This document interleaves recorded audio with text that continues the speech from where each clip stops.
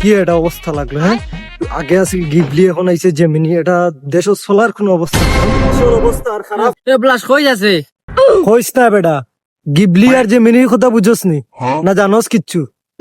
এমনি বেলা বুঝলাম গিবনি আবার কিতা ও তো ইলাই লাইনে গিবলি যে কথা মনে থাকতো না।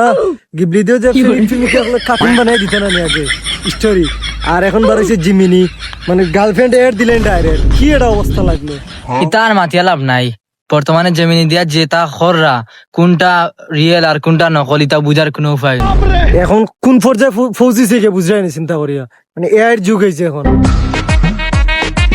জেমিনি দিয়া জেলা মন চাওলা এডিট করুন ও দেখো আর একবার এগুলো তো আমি চিনি। ও তো কিতা এমদাদুল নানি, কালকে দেখছি স্টোরি ফুরিয়ে তো লোকে ছবি দিছে বেটা। ও এমদাদুল বয়াছেন?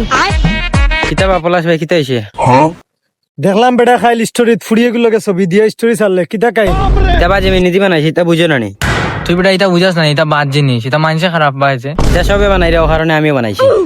তো একজনের কারণে এখন 10 জন নষ্ট। একজনের দেখা দেখি সবে ট্রেন্ড বানাইলিছে। এটা প্রথমে আছিল গিবলি ট্রেন্ড, মানে যে কার্টুন বানাইতা, আর এখন আইছে জেমিনি ট্রেন্ড, আর সবে বানাইরা উড়া দুরা। ঠিক আছে, দেশ শেষ, আমিও দুইরা। यूं तेरा शर्माना मेरी जान